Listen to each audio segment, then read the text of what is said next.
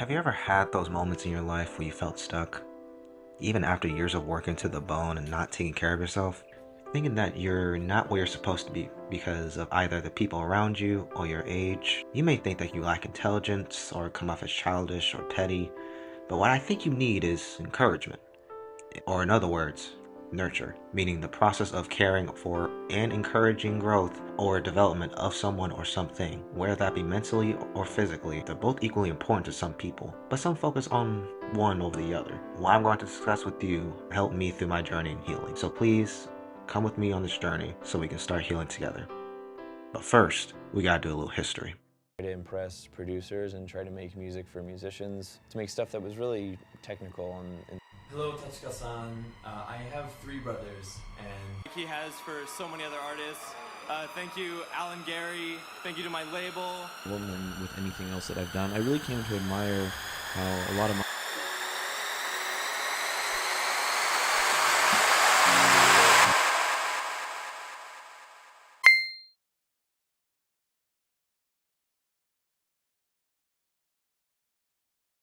Back in the early 2010s, the EDM landscape was in a drastically different place. Pop music was at its height of its club phase, with acts like Pitbull taking charge. However, if we're talking solely electronic music, we had heavy hitters such as Avicii, Swedish House Mafia, and Calvin Harris. This was all driven by festival culture, with major electronic producers teaming up with major pop stars, creating some of my favorite tunes of that era. There was also a huge subgenre explosion with progressive house, electro house, and dubstep. Skrillex was the main culprit for bringing dubstep into the mainstream with his very pivotal 2010 EP, which featured very wobbly bass lines, hard-hitting drops, and anthemic choruses. Porter Robinson was coming into the EDM scene back in 2010, and his manager was the one who helped Porter gain exposure to Skrillex via MySpace, and his song, Say My Name, was gaining some traction. It wasn't until 2011 that Skrillex signed him to his newly founded label. Porter would release the Spitfire EP on September 13th that same year. This EP is very much influenced by Skrillex's music for that time, while also bringing bro step into the mix too. My personal favorite would have to be 100% In the Bitch. It features squeaky clean hits of bass alongside jittery and reverberant drums reflecting of its time. Then in his 2014 debut, Worlds was a product of its time in the EDM landscape. I enjoyed this project a bit, however critics were very divided about this record. The most notable review at that time came from the likes of Anthony Fantano, who gave the record a strong 5 out of 10, citing the lack of individuality and how derivative it was, although he would revise his thoughts years later. It wasn't until a decade later, if not a couple of years later, that it was seen as an influential piece for years to come. This became a shift to what is known as the post-EDM era, setting itself with more pretty and emotional dance music. This would open the doors for DJs to be more diverse in their sound. There was a complete frenzy of producers that was modeled after Porter, such as the Chainsmokers, Odessa, Alice in Wonderland, and Grizz. The World's live show set a new standard for electronic performances by prioritizing a movie-like narrative and engaging more with visuals. Now, after the era that was Worlds and the live show, Porter wasn't in the brightest place. You see, he was suffering from what is known as creative block, which is basically a frustrating period where one feels unable to generate new ideas because of fear, burnout, perfectionism, and self-doubt. He has expressed that he went through anxiety to come out with something as good as World, while also suffering from self-criticism. Everything he was trying to make sounded too close to World, and it felt meaningless to him, even to the point where he openly admitted that he wanted to almost stop making music altogether. So we didn't get any new music until 2016 with Shelter, which was a song he did with another producer. This song was the first shift in his sound. It's more lush, lavish, and visually driven alongside the music video. It's a song you probably heard, considering that this was one of the songs that defined the music in 2016 in my opinion.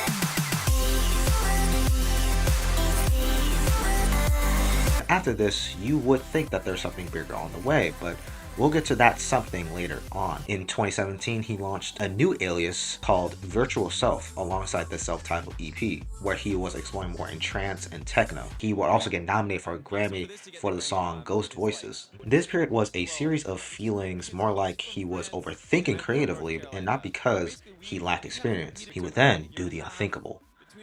He decided to go outside and touch some grass. In all seriousness, he decided to step away from online spaces, more specifically Twitter, spending time in nature, reconnecting with friends and relationships, This helped him relax and create music without self-judgment. While he would still work in an electronic angle for his next record, he sought inspiration outside of the genre entirely, with the Japanese film Wolf Children by Takaji Masakatsu. When Porter discovered this soundtrack, it reframed his sense of beauty, shifting more towards something grand, intimate, and quite powerful. He would later meet this composer in Japan and play his work for him, which was deeply creative and inspiring. So all of this was getting him to finally reclaim his voice. This record would have him utilizing in vocal processing as a way to represent his inner voices and emotional states. According to Porter, the lyrics from this record comes from internal dialogues, having back and forth with things that he wanted to say and what he was afraid to admit. He decided to take this songwriting to be more about living life directly, even with its uncertainty, fragility, and beauty. Which brings me to the record I'm finally going to discuss, that I'll break down today, which is Nurture, released in April 2021. Now, the title of this record has a bit of meaning. It's basically what I said earlier in this video, but I'll state it differently this time. It's more of a metaphor for growth through experience rather than destiny. On a deeper level, this evokes how experience shapes us, not just the innate parts of who we are. Porter has stated that this state of mind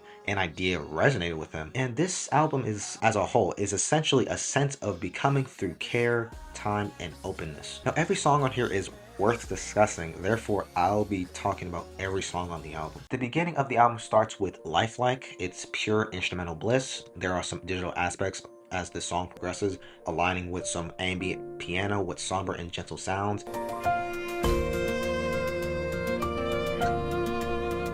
As if I were born into like this world, but my eyes would open to see Mother Nature in the most beautiful green meadow I have ever seen. This also gives me heavy bluey vibes, which could be my inner child talking, but I think that was the point. This track lets you feel, and I do mean feel a lot. It's an incredibly inviting listen to this beautiful record. It gives itself enough space for the next song, Look at the Sky. The song itself sounds very hopeful, as it is about hope, not necessarily in a way that's denial or naive, but in a way in that real belief that things can get better if you allow yourself to believe it first. Of course, was written during that creative block period while he was in Japan.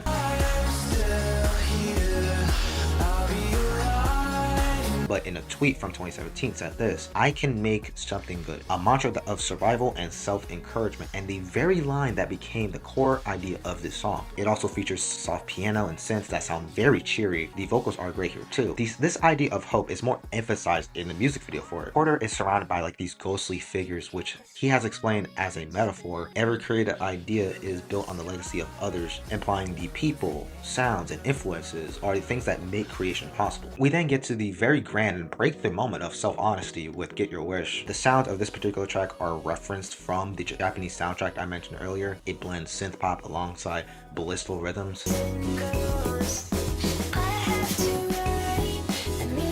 The pitched up vocals come off as very childlike, bringing back those bluey vibes. The title of the song, for some, would imply that it's some sort of victory tune, but that's not the case here. Porter has stated that this song is more about finding a reason to keep moving forward, even if it's not for your own sake. He uses these vocals and melodies to talk about feeling stuck, almost like a letter to his past self on why he struggled. He tackles whether or not achieving your dreams truly satisfy you, or if the desire itself was a real challenge on the chorus.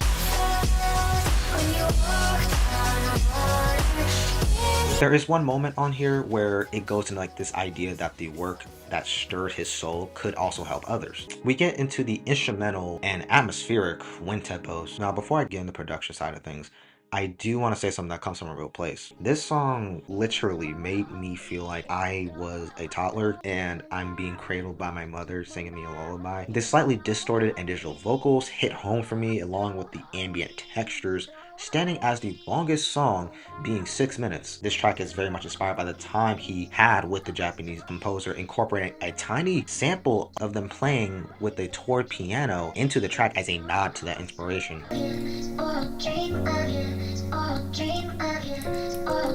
We transition over into the celebratory Musician. It features some upbeat electropop, showcasing as the brightest track out of the bunch. It's a celebration of having found his footing again as a musician, more specifically on the chorus.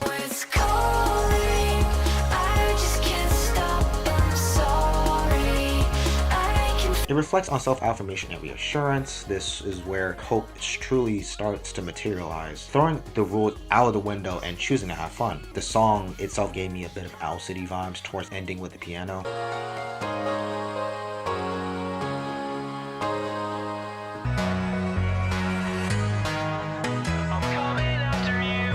We go over to the whimsical Do Re Mi Fa Sol La Ti Do. This is very childish, but I think that was the point. It's very chirpy and it feels like I'm literally outside, dancing like no one's watching. Porter described it as rollerblading through his neighborhood, and by this point on the record, this is where he truly has fun with his craft and vision. And I can't tell you how much I felt like a kid when I listened to this again.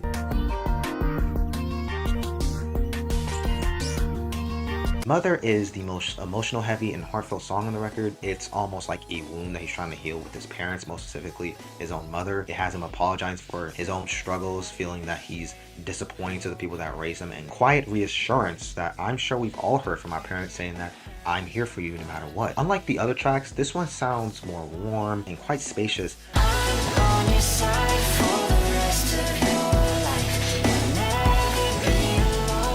I want to shout out to all the mothers out there. Y'all be putting in the work to raise these kids. And for all my viewers that are watching this right now, how often do y'all find yourself feeling guilty of your past with your parents having to put up with your antics back then? It can't be just me that has been through this multiple times. And the song Dual Scythe is the most experimental and slightly derivative track on the record for me. Porter hasn't explained what this means, but I took it as being cutting edge. It has a glitchy, irregular rhythms that bring me back to the Spitfire EP days. I guess I would say that it feels like it's trying to process these emotions thus far that involve something that isn't fully clear or organized. We get back on track with the beautiful tone with the song Sweet Time. It's more gentle in its instrumentation with slow and warm synth leads, almost leaning towards folk music to a degree. The atmospheric elements on here are just gorgeous. This is a love letter to life itself. This song makes life very precious and that we need to live life to the fullest. It explores more impermanence, which is something basically means when something or someone doesn't last, only lasting a short period of time, and how it causes fear,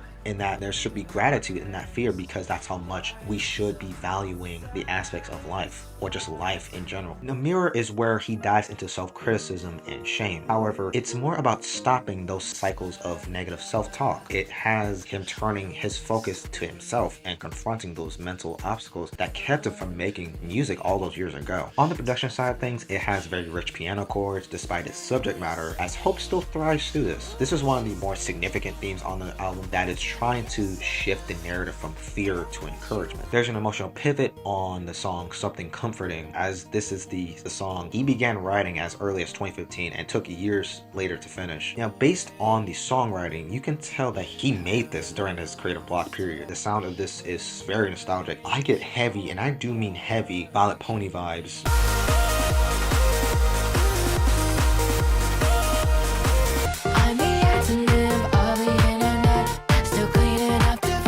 The song has surprisingly drumming bass energy alongside swooping synths on the chorus. The music video also helped its case as well. Porter basically being on this platform in a forest, gardening, nurturing, and building this forest, but it's still haunted by this darkness, which could be signs that even when you're trying to better yourself with whatever you have in life, life will find a way. It would always find a way to tear it down. Then we get over to the very emotional and sombering acoustic number with the song Blossom. At its core, it's about putting your own anxieties aside to see someone living, seeing how just one person in your life can make a huge difference when going through difficult times, and feeling both joy and fragility. The song emotionally hit me like a freight train, and that's due to how he lets the emotion settle in with his voice and guitar that drives it home. And I come back to this song and a couple of others here on the record too. I do find myself crying at certain points, but just know that comes from a real place and I'm not trying to seek pity or put on a performance. We'll stay together.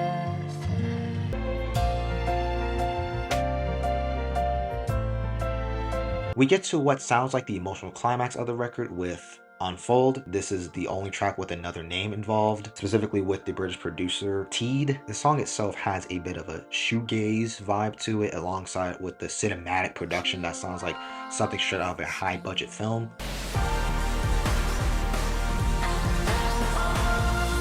This sort of goes back to what he was doing on Worlds. We finally get this breakthrough from everything we got on the record thus far, being a recreation or growth of oneself. Now, you would think that this would be the end of the record, but it's not. So what exactly is the closer then? Trying to Feel Alive answers that question. It ties every theme on the album beautifully as a conclusion. This comes with something that applies to basically everyone. After everything that you may have gone through in your life, you have gotten this far in your life, and the question would remain that, do you feel satisfied with where you are right now? All of our emotions that we express is the very thing that makes us human, even when it comes to going through struggle. Now, I could tie this around the recent events that's happened as of recently, of course, involving mental health, as we unfortunately have lost a few people, the two major people that we unfortunately lost, which was Lamarr Wilson and James Ransone, who have unfortunately took their own lives from mental health struggles. And of course, alongside with Kai Cenat, who actually voiced about how important mental health is, which basically kind of hacks this question, is that, is this the only thing I really want to do? And that I should probably find other outlets to help myself through tough times, or even when I'm doing a lot of working. So yes, this record not only makes me feel like a kid again, but I connected with this record on an emotional level that I don't get from a lot of records. Therefore, I will cherish this moment with you guys. While I was going back to this record from time to time, I kept finding myself playing Minecraft when I'm doing so. I think the music that Porter gave us fits here very well with the music from that game, even with C418 stuff too, and I hope one day he collaborates with the people who do the music for Minecraft. As far as electronic albums go, or at least when it comes to records that work in that angle, I firmly believe that this can go toe-to-toe with the best of the best electronic records of all time. Look, I know that may be hard to hear for some, but the emotion I left with this helped me with my ongoing healing season, and it just sounds so bubbly, cute, and adorable, while also tackling the ugly and tough times that come with this journey. I would also take this time to ask you, the viewer, and ask, how's everything going for you? I just want all of you to know that you matter. You are loved. Please reach out for those who you love, because life is too short. So yeah, I love this project. I recommend it. I highly recommend it. If you haven't listened to it yet, I will give this a beefy A.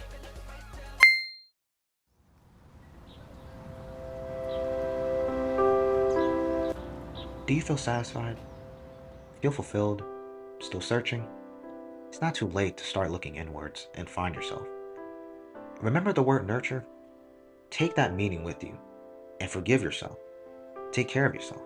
And most importantly, love yourself. Now, for the last minute or so in this video, I want us to sit in this beautiful green meadow with flowers and just vent. Whether that's to yourself, to a friend, a parent, hell, even your pets.